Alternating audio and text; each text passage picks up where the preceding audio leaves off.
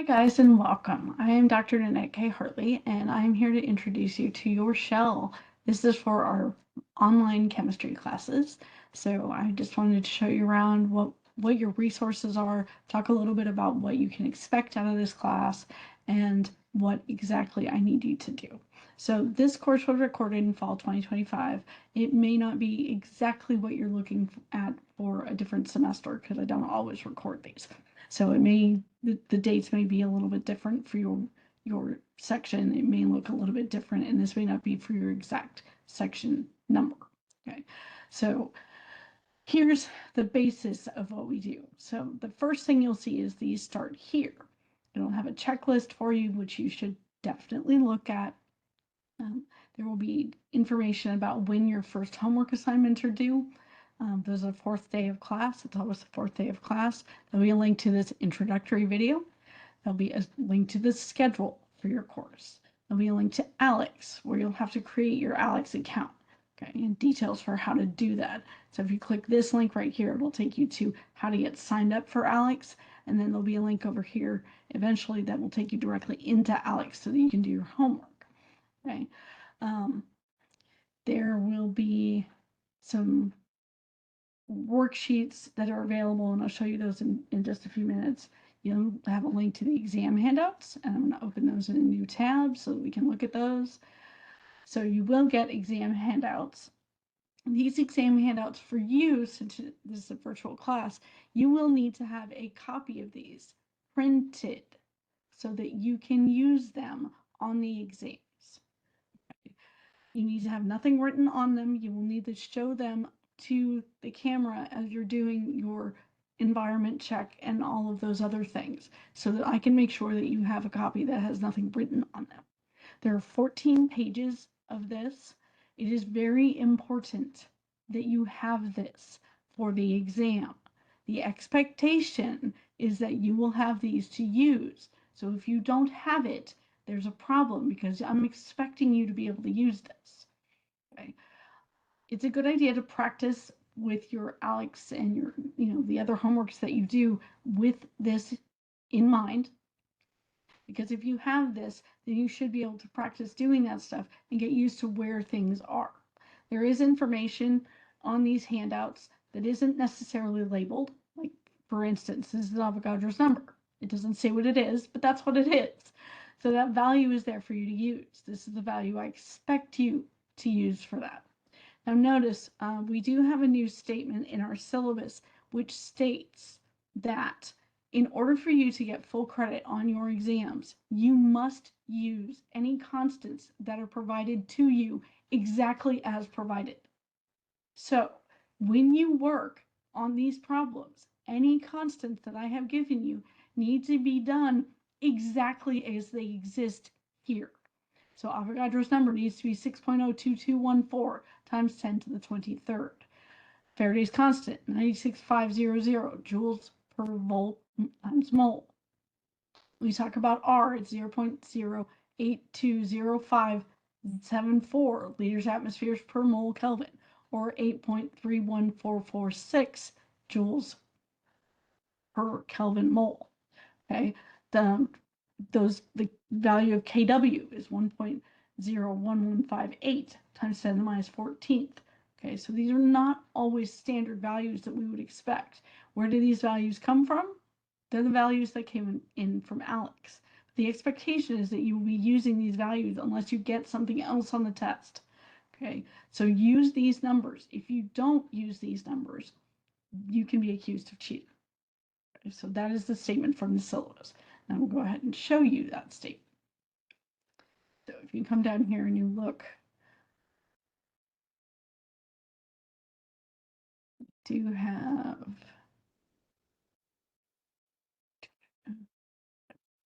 where the heck is it? There we go.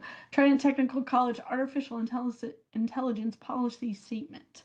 Trident Technical College acknowledges the rapid advancements in artificial intelligence technologies, such as ChatGPT and Copilot, and their growing influence across academic disciplines and professional fields.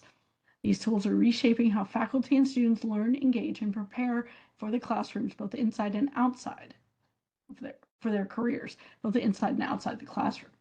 In alignment with our commitment to academic excellence, innovation, and integrity, the college supports the ethical and purposeful integration of AI into teaching and learning.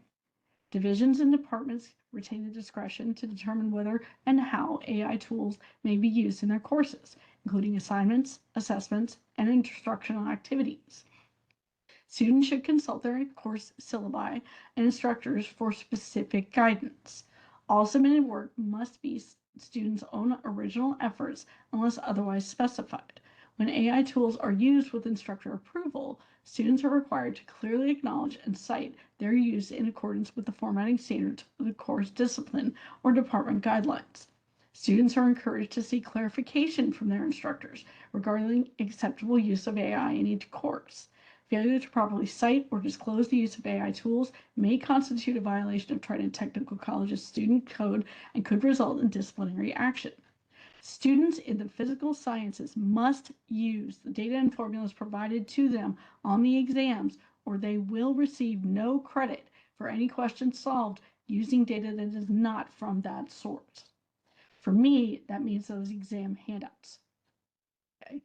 In addition to that, we will be having an introductory discussion where we will talk about what do you think are ethical uses of AI, and from that we will develop a class policy regarding AI. I fully support the use of AI, but it has to be done ethically. And so we will talk about what it means to use it ethically and how we can do that. I will provide you with some of the prompts that I use to develop my course materials, because I do, and some of the things that I have done that cause it to hallucinate, because it does hallucinate. It creates information that is false, and how I can go about vetting that information. So that's how I knew it was false. Okay. I don't always know that the information that it kicks back at me is false. Now, if I'm looking at something where I know the answer, that's easy. But if I don't really know the answer, then how do I know that something's false? Well, there are ways that we can double check that, and it doesn't always get done through ChatGPT. Okay, so there are things that we have to do. It is on us to make sure that the information that is given us is actually accurate.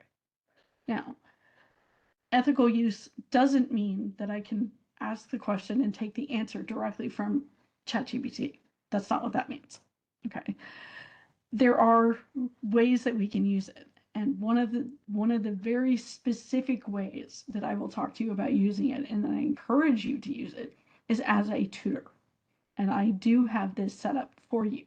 So I have uploaded all of my documents to ChatGPT, and I will provide you with a link to that tutor so that you can ask it any question you want based on my information. So you can say, I don't understand this topic. It will look at all of my information, and then it will talk to you about this topic needs, has this answer, or this, this stuff. And that won't be based on, a whole bunch of information that comes from Harvard or MIT or any of those places. It'll be based on the way I teach my class. Okay. So that information will be available to you. I do that so that you will always have a resource available to you. Okay. So that's something that is, in my opinion, incredibly useful. So it can also talk to you about what are my policies for the class. So can I do this? Can I do that? What are acceptable uses? So things along those lines. So that is our AI portion. So you need to be aware of that. You will be expected to take all of your exams using the Lockdown browser. This is not optional. The university expects that you can use the Lockdown browser. If you cannot use it, that is a problem. The expectation is that you will be using it. So now that I've gotten on and off of my high horse about AI, because I am on the AI committee, so it's something that I know that it's important that we teach you how to use it. I know that it's important that you learn how to use it. And there are ways that it can be used for good, but we have to make sure that we're not using it for bad things. So things that you'll have to look at, all of these wonderful documents that are listed here, the syllabus addendum, the schedule, your lab schedule. This is relevant because it will talk to you about which virtual labs you're going to be doing. The PDF instructions for chem labs. So if you turn anything into me, I expect one PDF document If you do not know how to do that, you will need to learn. So this gives you instructions for how to, using the tools that you have available as a student, how do you turn that one, all these things into one PDF document. Okay, so that's something that you can learn to do. My expectation is that you will learn to do it. If you're having problems with this, please talk to me, because I have worked in technology most of my life, so I can help you with that. Okay, but I really need for each of you to turn your document into one PDF so that I can work with it. It takes me an enormous amount of time to do it based on all of your documents, but it doesn't take a lot of time if you do one. You'll see my availability. So these are the hours that I'm on campus. Okay. And this is when I'm actually on campus, and then I have a remote time. So I work 1 to 8:30 p.m. on Wednesday remote. So I'm not actually on campus, but I am working. My office hours are listed here, where they are. I have them in not only in my office sometimes in one of the classrooms, and sometimes in one of the labs. Okay, so after that lab, I am in class at specific times, and this will tell you when and where. So 6:30 to 10 a.m. I am doing my Chem 110. I have an in-person class, so I'm in the 800 building, room 812. That's Monday, Wednesday, and Fridays. I have an 11:30 to 2:30 lab in the 630 building, room 224. And that's Monday at 11:30 to 2:30, and then Thursday, 8 to 11 a.m.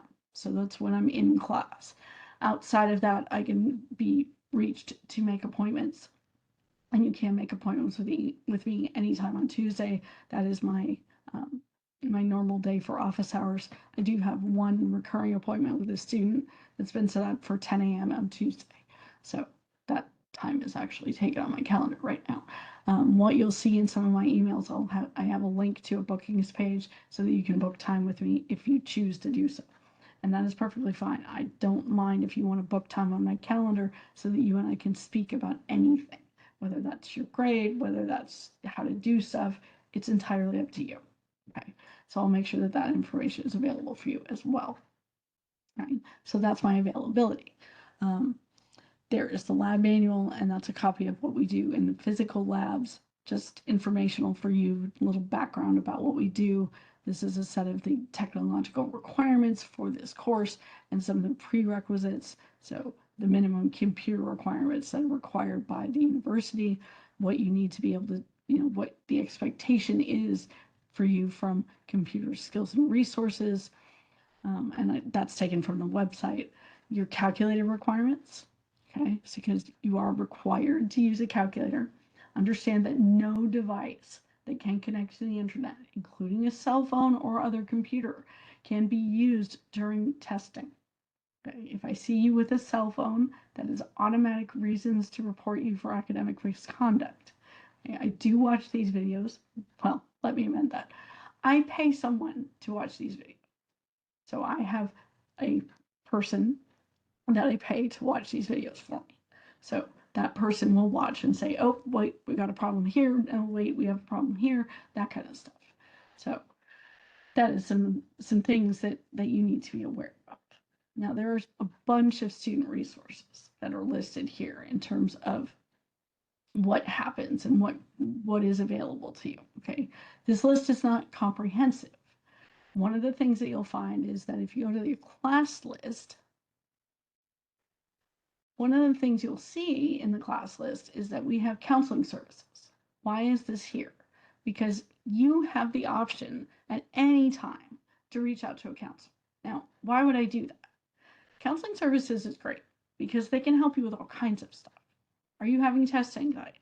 Reach out to counseling services. They can talk to you about what are some ways to get around those test anxieties. How can they help you? You could get set up for extra time for tests, so you get, be in different environments for your tests. Those are things that can happen. They can talk to you about ways to minimize that test anxiety. There are things that they can do.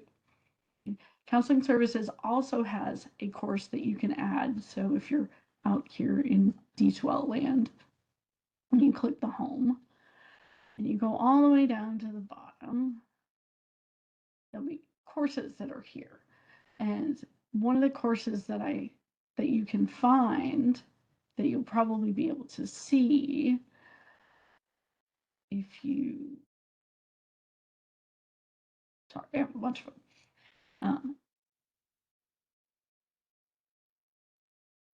I can't remember how I found it. I had to search for it. But there is a course that you can sign up for, and it's called CALM. So it says find a course. I typed CALM. And Counseling and Life Management, CALM, is a resource that you can get into, and it has a bunch of information about the services and things that are provided to you through counseling. Okay, so things that you can do in terms of how to not be dropped, where you can go, what are these resources, how can we help you with managing your life, how can you get help if you need help, if you have things that you are running into that are problems, you can reach out to them. Things that I've seen them help with.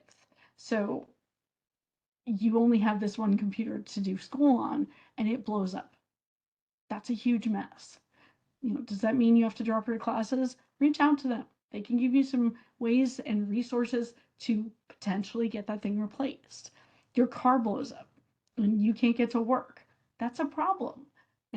Maybe you can get some help from them in that sense. We have a fellowship or the TTC Foundation where some of us give money to that foundation. There are a lot of donations that are made, and emergency funds can be given to students in the event that they need them. Okay, that can be things like my car blew up, my computer blew up, I'm about to lose my housing, so emergency housing assistance is available. Things like that. So we want to make sure that your life is stable. Are you having food scarcity? We have some resources about food scarcity. So if you're in a situation where you don't know where your next meal is going to come from, we can talk about, that those are things that Frank can help with. All right. So we do have a food pantry that's on campus. They can help with that. There are some places on campus where you can get, old career clothes. So people, when they don't want their clothes anymore, donate them to the campus so that students can use them in their careers as they move forward. So things along those lines. There are resources for how do I make a resume, how do I get ready for a job interview, stuff like that. All of that is available to you as you move through your time here. So reaching out to counseling services to see what kinds of things they have is a great resource. So that's one of the things. So counseling services can do that as well. I wanted to make sure that you were aware of that because you may not necessarily know that it exists. Now, other things about our course, just because that might be important. So that's your start here. Now, one of the things you'll look at as a student, and I'll view this as a student, you'll probably want to click on content. And what you'll see is there's not a lot here. So there's some information about me. There will be a picture here. I will load a picture here. I'm working on some changes to it. And then you'll see a bunch of course documents. Yay, course documents. So these are all the documents that you can see. But there's not a lot else. That's a problem. Why isn't there anything else I can look at? Here's a reason for that. What you need to do to be able to see the rest of this is to come back out to this notice and note it says review the materials outlined on the checklist. So if you come to the checklist, you'll see there's a bunch of stuff that you're supposed to look at. So you're supposed to look at my instructor information. You're supposed to look at the contact information for me. So this is how you can get a hold of me and where I'm actually at. You need to watch the introductory video. Oh, look, you're actually doing that. So cool. You need to look at the syllabus addendum, the schedule, the lab manual, the technology resources, the exam handouts. You need to make an Alex account. You need to look at where is my textbook, because there is a textbook. Okay, so this is how you get to it. So you can't claim that I never told you there was a textbook.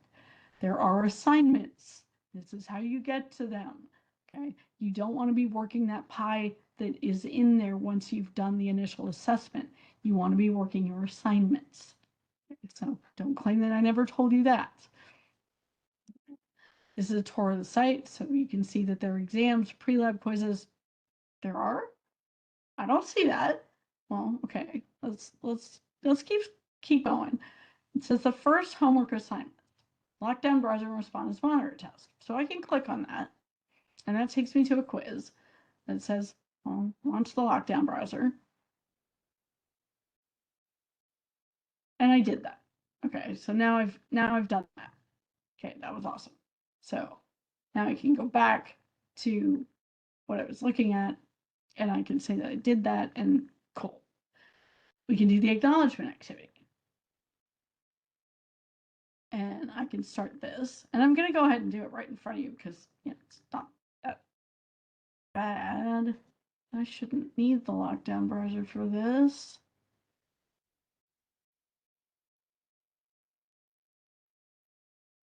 Hold on. Bear with me a minute.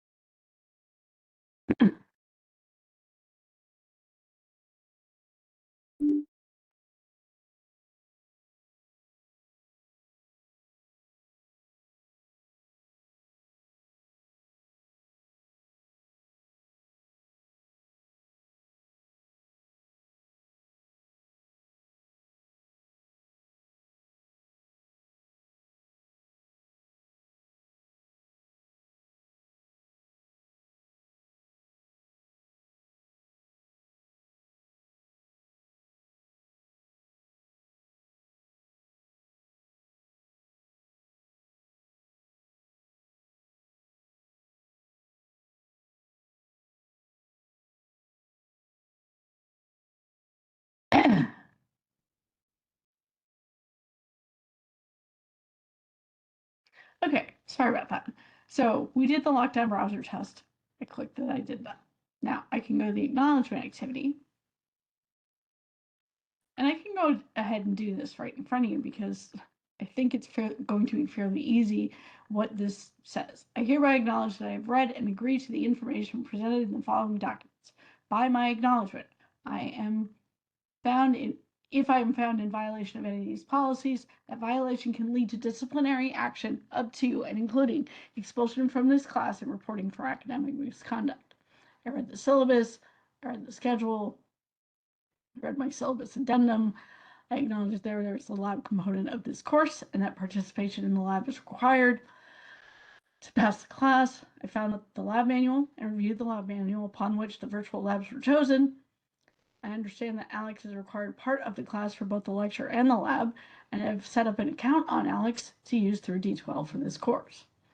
I acknowledge that a calculator capable of doing scientific notation based on logs, which cannot connect to the internet in any way, is required for this course. I acknowledge that I must notify Dr. Hartley before, during, or within 24 hours of a missed assignment to request additional time on it. Failure to do so in that period of time means I get no opportunity to get those points back. This applies to labs, quizzes, homework, exams, etc.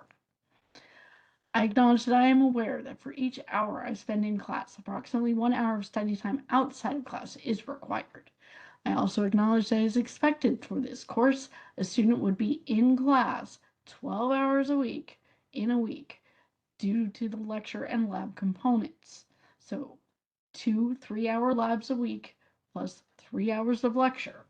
So all total time per week expected is 24 hours. Some students may not require all that time. Some students may require more than that. And now I can submit that lovely quiz. And it's been saved. Go awesome. And now I can come back to that checklist that I was on. So now I can close this. And I can close this somewhere up here.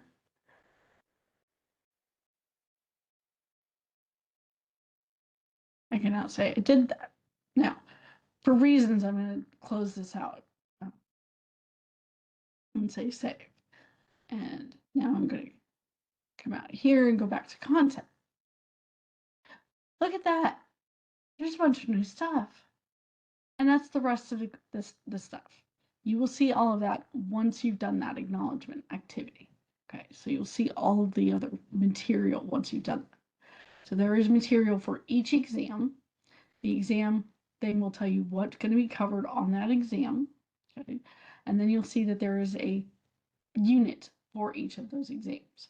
There are typically 3 things in each unit. What you'll find is that there's the unit of measure and matter. And actually, there are going to be 4 things. The in-class practice, which is a worksheet that I've designed that's meant to be worked in class. So simplified questions about that topic that you can work. And then there is an answer key for that. Okay. Now, these are mostly handwritten. I'm working to convert those, but I have not had a chance to do all of them. So they are handwritten. I understand that my handwriting sucks. So if you need help with this, please let me know. Okay. There will also be a link to the lecture for this particular course. So, or this particular section. All of the lectures are on YouTube. So you will see a link to the lecture for each of those. And so that's what we have for each of those sections. There's also an exam review. And in that exam review, what you will find is that there's a review of test one materials. This is an extra lecture for this particular one because this is a really important test. There's the exam 1 true false and the exam 1 key. So there are true false questions and there's a key. Now, this is going to get updated fairly shortly, so I will be replacing these 2 documents. So understand that these are not the right ones at this point, but they should be replaced in the next couple days. Okay, so you will see all of that for each exam. In addition to that, within ALEX itself, there is a practice test in ALEX, a practice that is for your information. Now, the practices that I give you, the exam preps, contain most of the information that you will see on your tests. Are they a lot longer? Yeah, absolutely they are. But all the information about what will be on your tests is in there. Okay, they are exactly in there. And I say this without joking. The exact questions that you will see, or a slight variation thereof, are in those places somewhere. So they're either in the D2L part or in the ALEX part. Okay, and I mean that. They're either written exactly the same or there's a slight variation thereof. Why do I do that? Because it benefits you to look at that prep. It should give you a good idea of where you are and prepare you for that test. So that's the idea, is to get you ready to take that test. And so there's I wanted to give you a benefit. So those questions are there.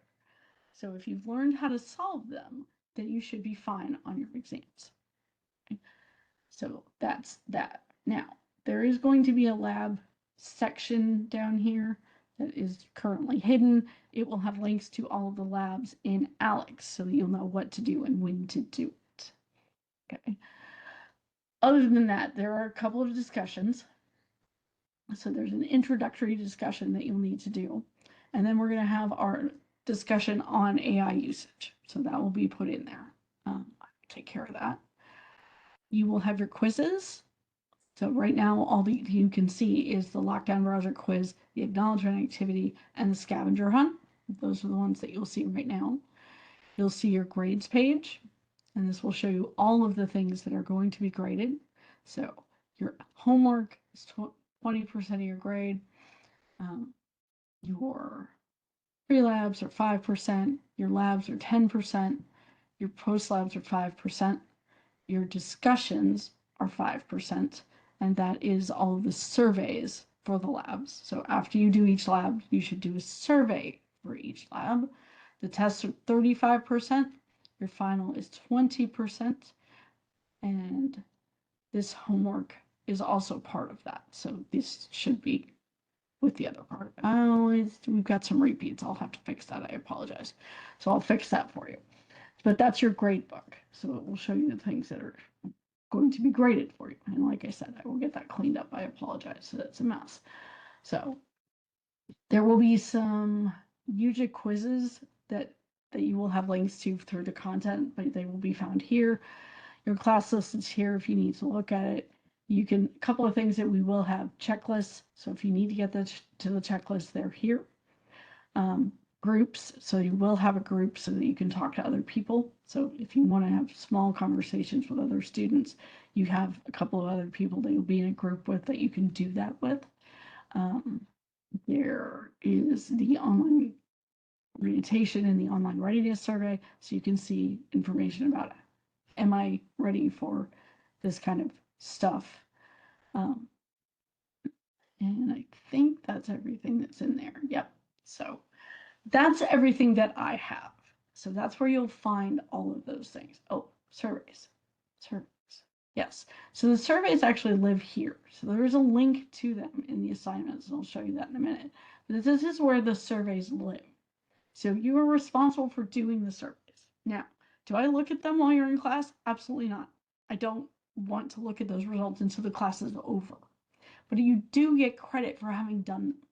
So once you've completed this survey, so once you've come in and done this and I answered some questions, doesn't matter what I answered, but I answered them. And I'm skipping the blanks. Just because I want to show you what's going to happen. And like I said, you answer this honestly. Tell me what you think. Be as honest as you want. I really want your honest opinions about how this works. Okay? So I hit the submit. It says, are you sure you want to submit? Yes. So you can submit it. And yes, I have 30. Yes, I want to submit it anyway. Yes. So now I have submitted that and I go to return to survey list.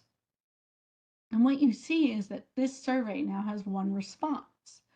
So I can screenshot this. And once I've screenshotted this,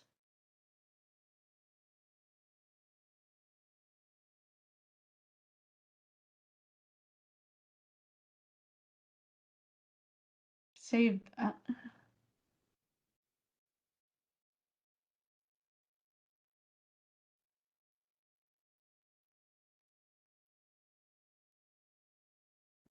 Desktop.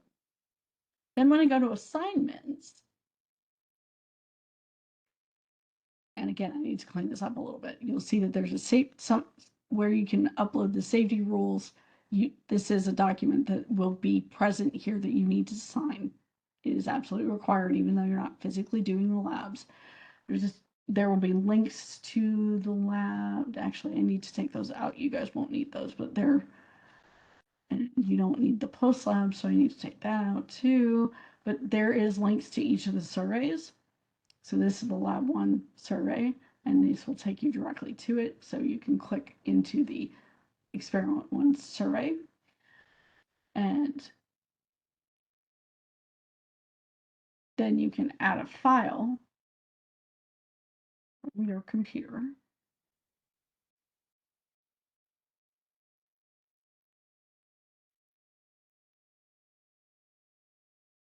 Survey screenshot, because that's what I called it, and I can add that, and I can submit that.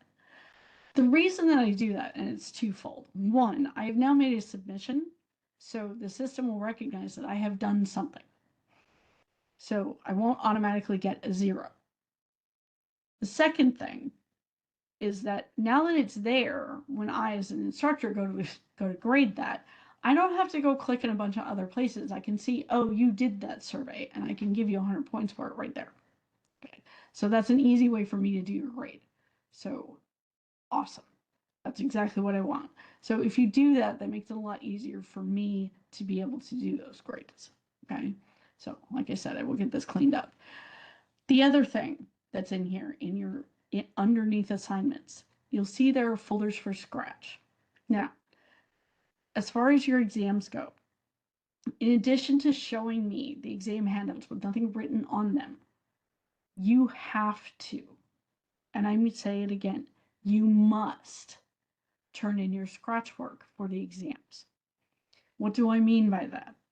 You need to show me the setup that you do for anything on this test. Anything. That setup should include what formula you used, what numbers you plugged into it, what that looked like, and needs to include units. Okay? If I don't see that, then I will not give you partial credit. None whatsoever. It is not my job to try and guess what you did. It is my job to grade the test. Now, if you give me that and you make a minor mistake, right? You flip something over. That's a fairly minor mistake. I can give you the majority of the points for that question and take some points off for having, flip something over. If you did 1 over the molecular weight instead of multiplying by the molecular weight, that's a mistake, but you knew you needed to use the molecular weight. So that's important, okay? So I can take partial credit and give you partial credit for, there are certain things that I can take points off for, as opposed to giving you no credit whatsoever. All right. One other thing is that if you make a mistake on like part A of a 4-part question, if you use that answer correctly going to the next parts, which I wouldn't see without your scratch paper, then you get points for that. Okay? But I need to see your scratch paper to know that you did that, because the answers that you're giving me don't match the numbers that I'm looking for. So I don't know if you did that right or not. How would I know? Because I can't look at your paper. Okay. So I need to see what you did. These tests are designed to take less than half the time that you get on them. So they're 2 hours enforced. They're meant to be less than an hour long. Okay. So you should have plenty of time. Right? They will be, I think they're 5 multiple choice, 5 true false, 2 short answer, 5 fill in the blank, and then I think it's 4 multiple part questions at the end, one of which is extra credit. Now, I don't call it extra credit. I call it possible redemption points, because we all screw up. So it's an opportunity for you to get some points back. So I need to see those. Please make sure that you've done that. That is absolutely important. Okay. So I think that's everything that I wanted to show you in terms of the shell, and I apologize for how messy this particular shell was. This is what happens every time I record one of these intros. Oh, I found stuff I have to fix. So I apologize for that. I will stop sharing now. I hope you guys had a great tour of the site with me. I am looking forward to helping you out if you need anything whatsoever at any time. It is my job to help you. Just because you and I are not, in a physical class together, that does not mean that you do not have access to me. So contact me, reach out to me at any time, anywhere. It's not a big deal. I will make time for you. I know your schedule may be crazy, but that's okay. I understand that. I know what kind of students I'm working with, and I can work with that. That's part of what we do. So my job is to get you through this class. This class is probably not your end goal. You probably don't want to be a chemist, but you need to take this class to get to wherever you want to go. And so I don't want to be a hindrance to you in that. I want you to come through this class having learned something and not having been tortured. So I try my best to make that happen. Um, if there's anything else you need, please let me know. I will be happy to help wherever I can. And I think that's everything I had to say. So I look forward to hearing from you guys. I hope you have a great semester. If there's anything you need, feel free to reach out. Thanks, guys.